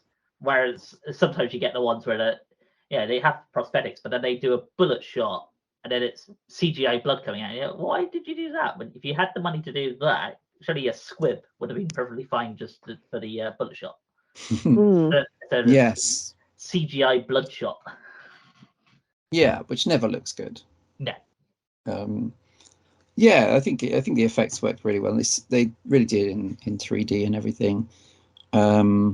It's quite a rare horror film to feature the killing of a, what do we say in 2023, midget, small person. I don't not know. Tall person. I've given up on the whole that kind of stuff. Midget. I'll just say what it is. A very small person of stunted growth is killed. Yeah. But you probably wouldn't get that now either, because if there's a midget in a film, we must have some character development or make them the hero. Well, I read an interesting article the other day about scriptwriters in Hollywood, that they are getting tired of writing the woke kind of stuff. The woke cancel culture must make sure you don't offend anybody type of dialogue. Whereas, you'll have a character comes in. Anybody could have played the character. Could have been a white person, could have been a black person, could be an Asian person, could have been gay, straight, whatever. But they have to put it in the script that this person is, a black person who's gay, who also likes to swing for the other side as well, and also has a disability of some sort. They have to make sure this character has all these traits just so they can please everybody. And the script writers in Hollywood are getting a bit fed up of it, because it's not only because the whole idea is to take things out of the box and try and bring in a new demographic. But the only trouble with that is the more that you do it, it then becomes pigeonholing of characters, and you're stereotyping stuff again. So you can only do uniqueness of those sort of characters for so long before it becomes again, this is just this. This is the blonde girl in a slasher film that's going to run off naked. This is the black person in a horror film that's going to end up dead. This is the smart nerdy girl in a date movie who's got glasses on, but nobody wants to pay attention to her until she takes her glasses off. She's the sex model, yes. She is all that. So I can see why people in movies, Steve said about is it a midget or whatever it is nowadays. You probably wouldn't have it in a movie nowadays, because there'd have to be some long-winded character development as to why this person's like that before they end up getting killed. So suddenly this hour-and-a-half horror movie or you watch it has now become a 6-hour extravaganza of people talking about their feelings and have you read the book The Secret? Positive energy. Yes, exactly. And usually it's white, average-looking people that are offended on behalf of, presumably in this case, the midgets watching, or whatever term that we should be using, who probably don't give a shit. and are just grateful to see such a character depicted in anything. Yeah, it's ridiculous. It's doesn't make a difference in whatever the idea is. You can have anybody play any role. If somebody's good enough as an actor to make people believe that they are whatever they are, that's fine. There's no reason why. Because you've got the new Matilda movie. It's got Emma Thompson playing Mrs. Trunchbull, and the whole idea was they could have hired a beast actor for that. Well, they could have, yes, but they went with somebody that they felt was going to give the character what they wanted. An actress. Yes, whose very job is to play different characters. It's the whole idea of people becoming offended over anything.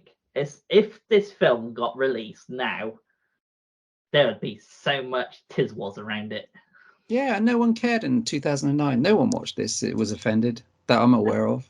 And even the reviews, I don't think were particularly. They probably slagged it off for just being a slasher film. But yeah, the reviews for this film wasn't very good at the time.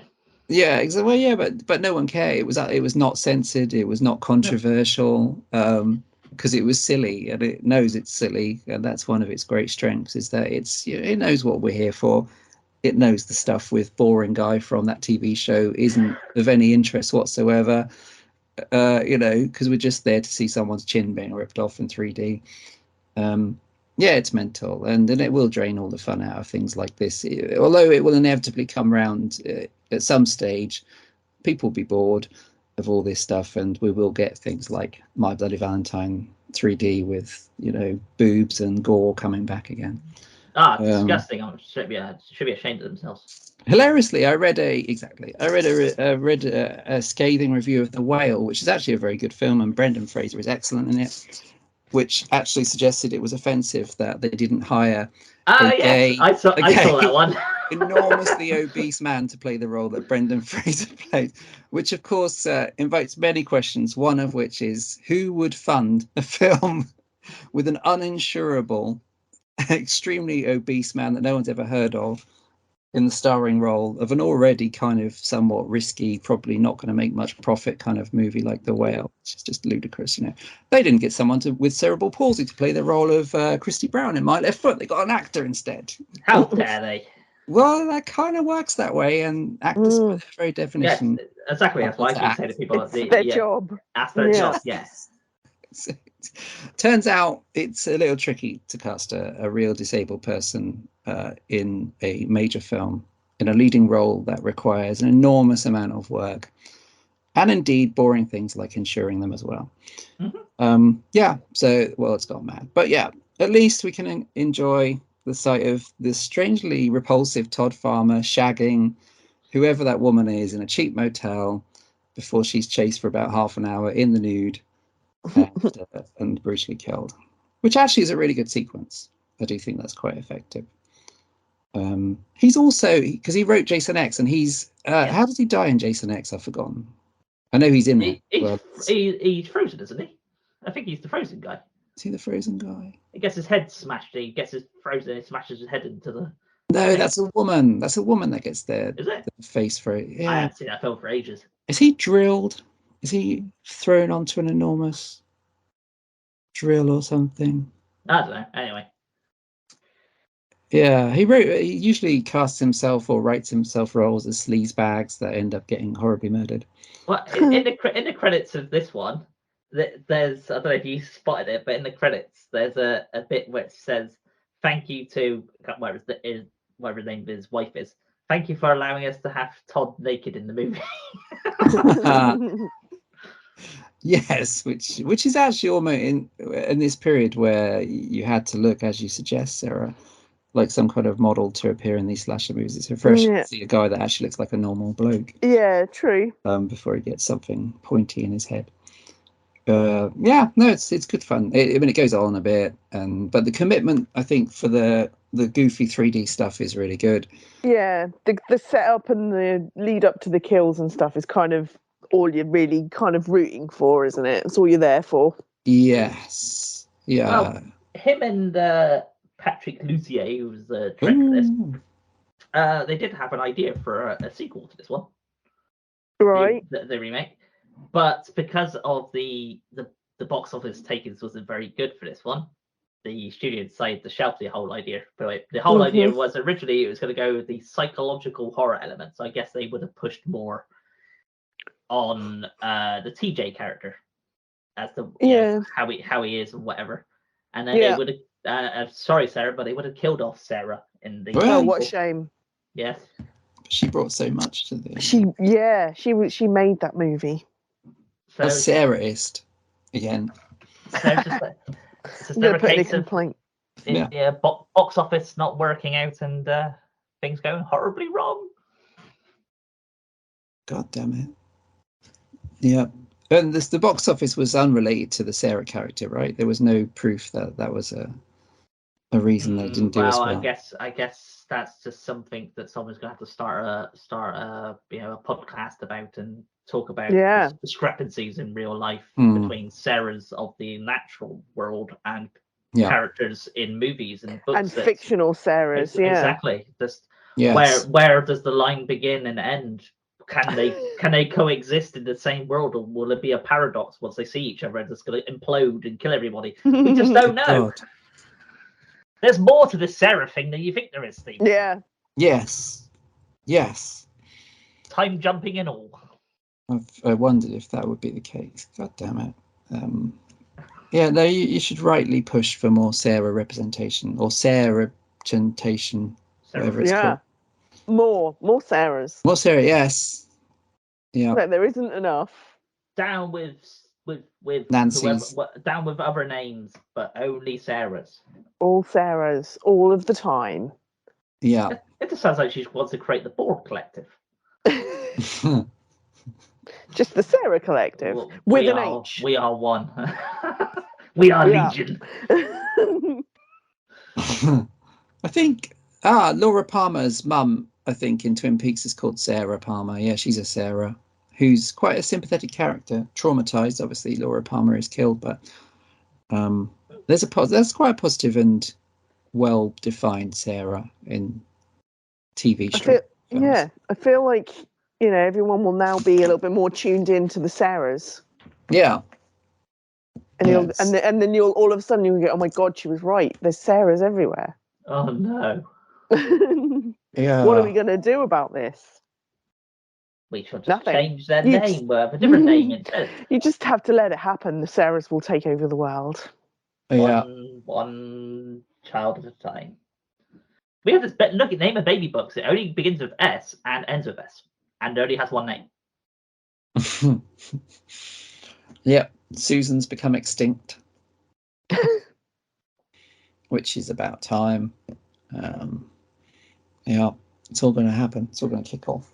So, does anybody else want to say anything else about the remake?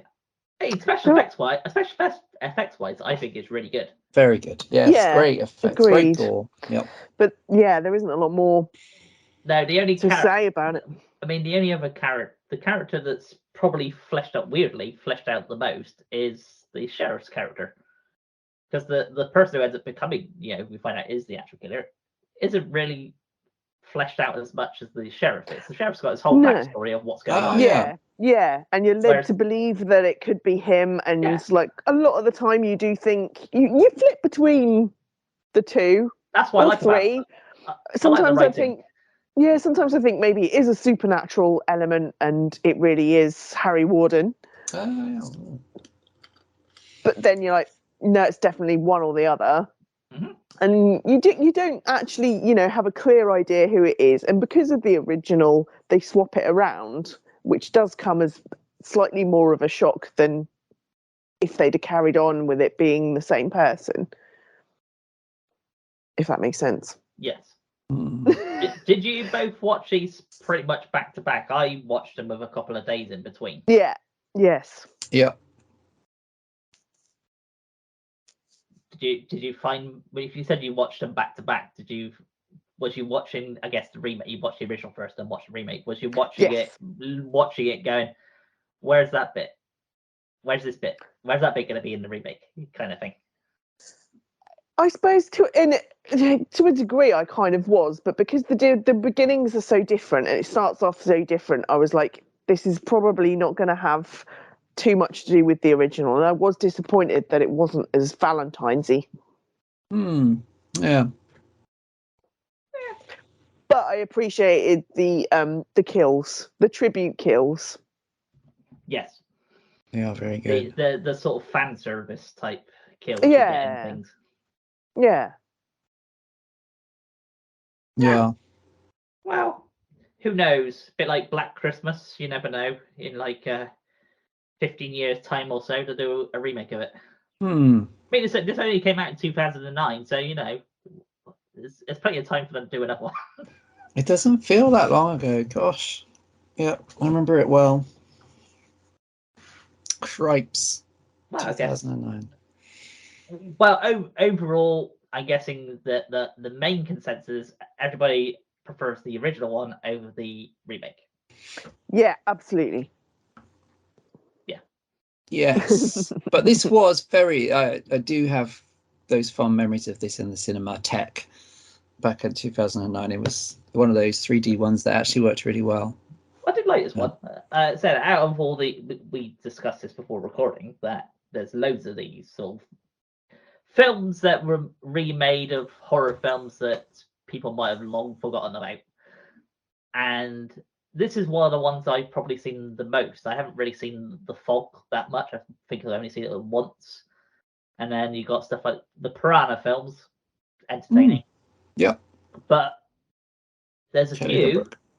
which I've only seen once and didn't really have much inkling of wanting to watch again.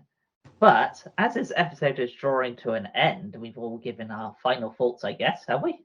Mm-hmm. Well, it would be interesting to see what happens next episode, as it is another original movie versus a remake, and that movie is, Stephen. Yes, next time. That movie is April Fool's Day, the Paramount 1986 horror-ish, spoofish movie slasher. Spooky horror slash thing, yeah. Twisty. And then the 2008 remake, which is again is called April Fool's Day. Do you have any recollections of the even film? Me and Steve's probably seen the original one loads of times, but the remake I've only seen once. Yes. Yes, same here. I don't think I've seen the remake more than once. Definitely not. Well, it'll be an interesting conversation then. It will be. It'll be interesting because we'll just suddenly like, oh God, do you remember that bit? Oh God, yeah, I remember that bit. I know, or alternatively, I remembered why I didn't watch it again. Yeah. Yes, but the original, of course, will put us into a hugely 80s mood because it's got everybody in it and it's very 80s and it's got the guy from Back to the Future in, hasn't it? The Biff. Yeah, Biff? Patrick Swayze. Yes. Yeah. Starring Patrick Swayze. Yeah, it's got everybody in it. Andrew McCarthy's in it. Matthew Broderick. They're all in it, man. Young Tom Cruise. Before he had his teeth straightened. Yep, him. Molly Ringwald. Of course. She's in it. Yeah, she plays. It wouldn't be an 80s film without Molly Ringwald turning up. No. It's proper 80s. Yeah, man. Okay. I always liked. Yeah, it's got a great. Oh yeah, we'll talk about it next time. But yes, and it also next time. No spoilers, Steve. Best of all, it has Muffy and Buffy. Muffy and Buffy. Oh yes. Muffy and Buffy. Yes. Go Muffy. Okay, well in that case then, as we've all mentioned, both of them are worth checking out, and also check out Valentine Bluffs, the unofficial sequel, on YouTube, which there will be a link to it in the podcast video description thing.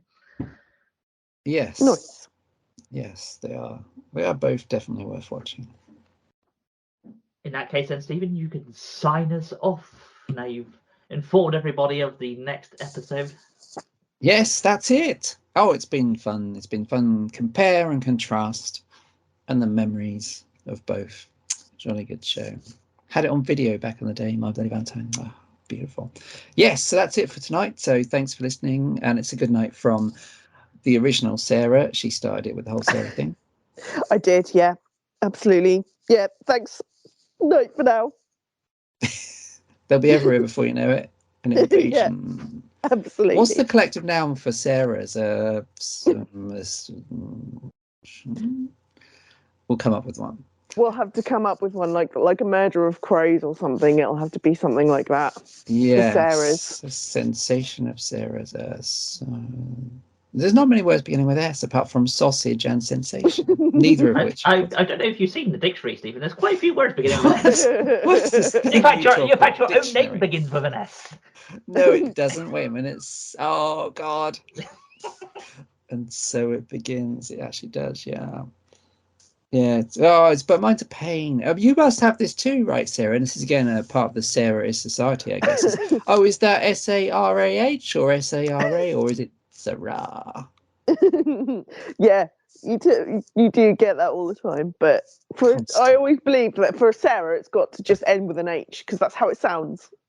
Yes, Sarah. Whereas Stephen, yeah, you're like, is that with a PH? Yeah, is it Stephen? V? Yeah, not Stefan. Why have you both got to keep bringing it back to water? The way of what? It's just his way of swimming. pH, so I presume you're talking about water again. Oh, pH, yes, indeed, yeah. Yes, scientific joke in here, isn't it? Halloween H2O, that's next time, and I like that. What's that mermaid show called? Oh God, it's very entertaining.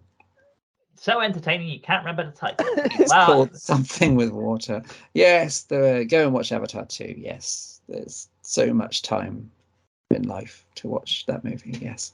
Yes, and Pete, of course, it's good night from you as well. It is. Thank you for having me on again. Oh yes, we'll have you again next time with the odd April and it is no April Fools. Of course, it would be ironic if the whole thing was a spoof. They are really going to be the subject of our next episode. April Fool's Day. Yes, indubitably. So until next time, thanks for checking in, and we shall see you in the month of March. Goodbye.